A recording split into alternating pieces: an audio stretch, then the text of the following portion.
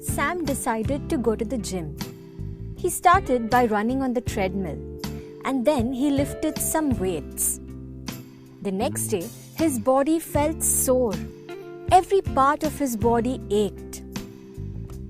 Has this ever happened to you? Do you feel extreme pain when you suddenly change your workout or you've done some extra strenuous physical activity?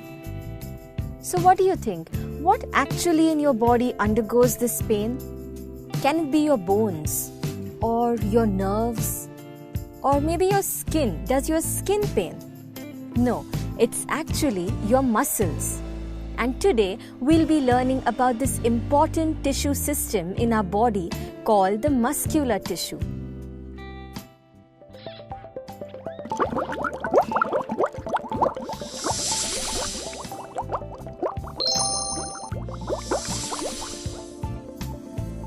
Did you know that it takes only 17 muscles on your face to smile and 43 muscles to frown?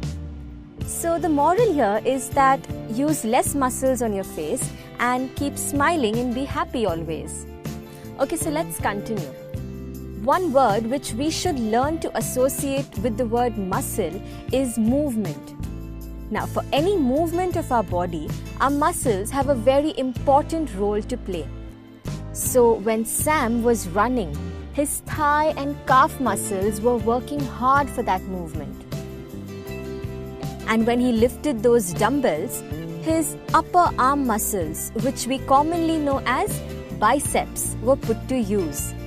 When we zoom into these muscles, the cells here have a very special feature of contraction and extension because of some special proteins present in them. And therefore, in a workout, it is contraction and extension.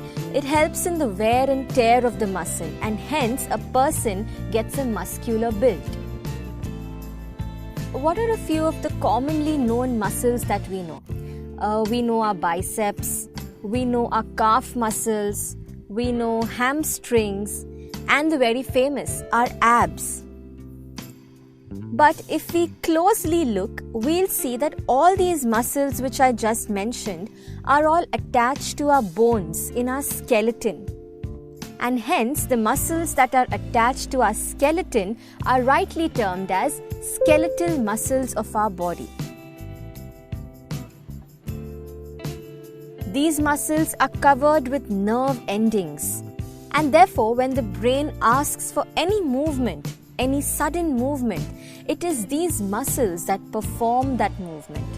So like we know, when we pull back our hand, this happens by our will, correct?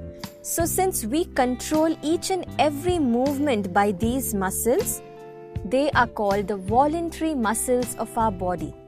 Why don't we zoom in and get a better picture?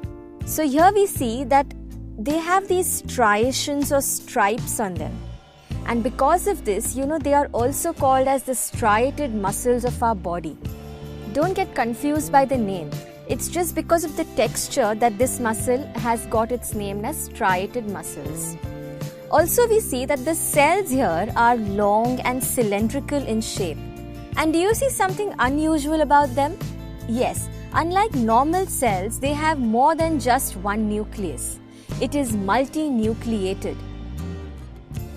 But can you think and answer why are they multinucleated? Think and tell us the answer in the comments below. So let's continue. These muscles that we just saw are not the only muscles that make up the muscular system in our body. Like we've said, muscles and the word movement go hand in hand. So inside Sam's body, there is a lot of movement which isn't visible to us. Like when Sam eats some food, that food has to move and travel to the stomach and pass through the intestines.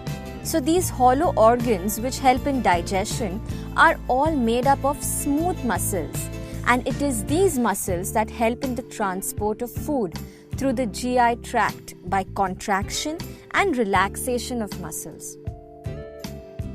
Why don't we zoom into these muscles and get a better picture? So the texture here appears smooth. It doesn't have any stripes. and hence the name is smooth muscles. Also, the cells here are long and spindle shaped, like they taper at both the ends. Now I have a question for you all.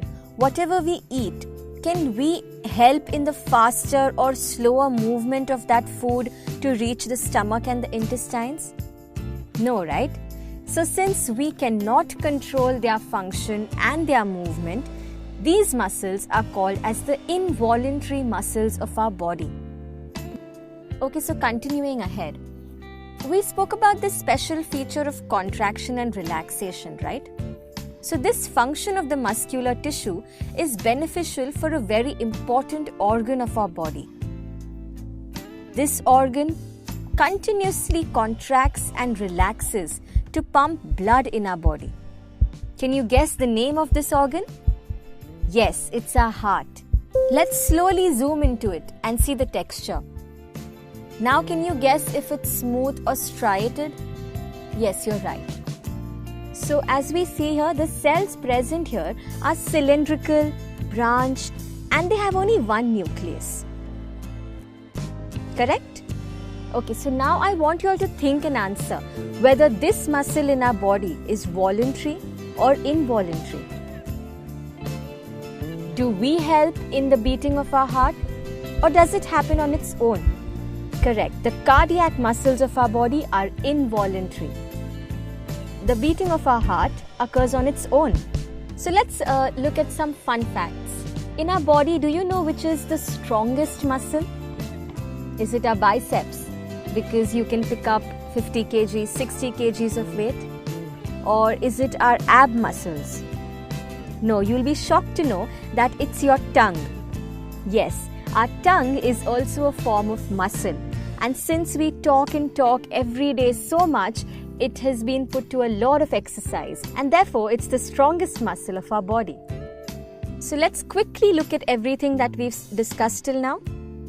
We saw the 3 types of muscles. We saw the texture. We saw the action, whether it is voluntary or involuntary.